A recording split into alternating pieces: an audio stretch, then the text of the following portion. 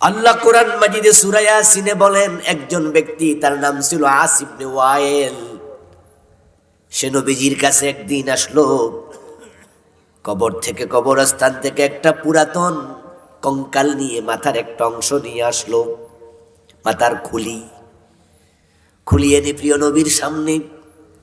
ও বেটা, একটা পাথরের উপর রেখে আর একটা পাথর দিয়ে ওই কঙ্কালের খুলিটাকে এভাবে জোরে জোরে আঘাত করে চূর্ণ করলো। করে আবার রাসূলুল্লাহর সামনে বলছো, মুহাম্মদ ইবনে আব্দুল্লাহ, তুমি বলতেছো মানুষ মরার পরে আল্লাহ জীবিত করবে, তারপরে হিসাব নেবে, তারপরে জান্নাত অথবা জাহান্নাম দেবে। অথচ দেখো তো, এই মরা মানুষের খুলিটা আমি এনেছি, চূর্ণ করেছি।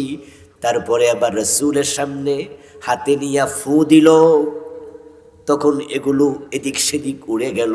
সে বলতেছে, এই কঙ্কাল জীর্ণ শীর্ণ হইয়া এখন উড়ে গেল, কিভাবে এটা আবার জীবিত হবে আমার তো বুঝেই আসে না। মানে আল্লাহ যে আবার জীবিত করবে, সে বলতেছে, উদাহরণ দিচ্ছে, وضرب لنا مثلا ونسي خلقا قال من يحيي العظام وهي رميم। সে বলতেছে যে এই তো হাড্ডি জীর্ণ শীর্ণ, কেমনে আবার জীবিত হবে, কে জীবিত করবে? নবীজিকে আল্লাহ বলেন, ও নবী আপনি বলেন, আরে পাগলা, তুই যে পরবর্তী জীবন অস্বীকার করিস, তুই বলতিস সে খুলি কেমনে কি, অথচ আল্লাহ যে তোকে বানাইছে এখন তো খুলি আছে, যদিও এটা দুর্বল জীর্ণ শীর্ণ, কিন্তু যখন তোরে বানাইছে তখন তো তুই ছিলি না, তখন বানাইছে কেমনে?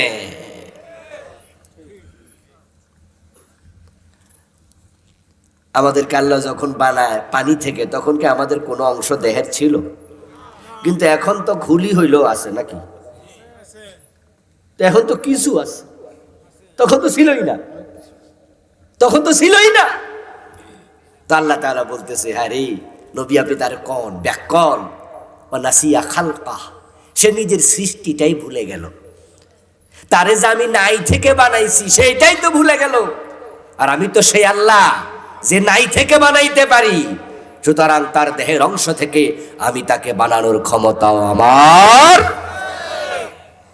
আচ্ছা, আমি যে জন্য কথা বলছিলাম, আসুন আমরা জান্নাতে যেতে চাই, জান্নাতের জন্য দোয়া করি, কিন্তু যারা জান্নাতে বিশ্বাসী করে না, জাহান্নামে বিশ্বাসী করে না, তাসলিমা নাসরিনের মতো এই জাতীয় লোকের মতো, হেরা কি দোজকে যাইব না? হ্যাঁ, যারা বিশ্বাস না করে তারাও যাওয়া লাগবো, কারণ যাওয়ার জায়গা তো দুইটা, 3 নাম্বার কোনো জায়গা তো নাই। বিশ্বাস করো, আমল করো, দোয়া করো, চেষ্টা করো, জান্নাত। আর জান্নাতে যে যাবে না সে যাবে কোথায়? আর একটা জায়গা জাহান্নাম। জান্নাতি কারা?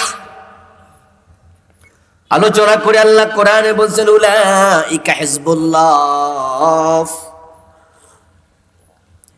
যারা জান্নাতি মানুষ তারা হলো আল্লাহর দলের লোক, আর যারা আল্লাহর দলে নাই তারাই হলো জাহান্নামী।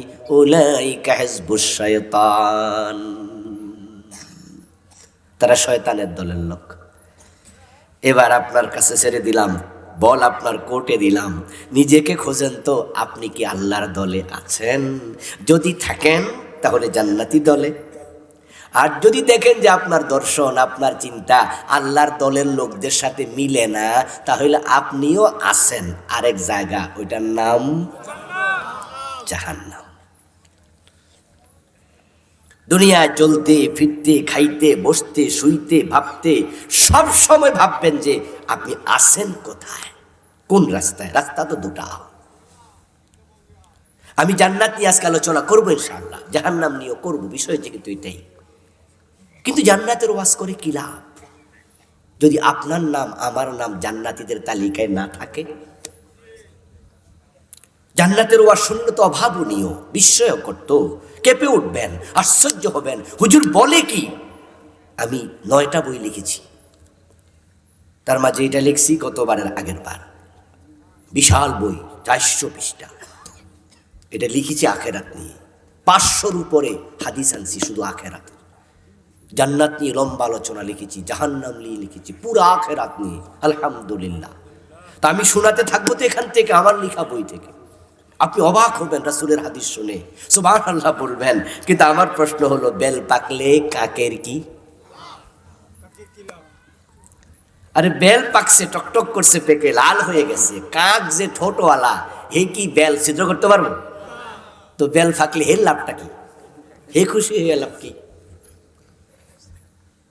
আপনারা তো বেল খান, বেল কিন্তু আমরা খাইতে অনেক কষ্ট আছে, দাঁত দিয়ে কামড়ায় খাওয়া যায় নাকি? এটা ফাটাই তো ঝামেলাস, হাতুড়ি মাতুরি দিয়া ফ্লোরে মারলে ফ্লোরও ভাঙা যায় মাঝে মাঝে। তো সে ফল দেখে কাকে লাভ মেরা লাভ কি?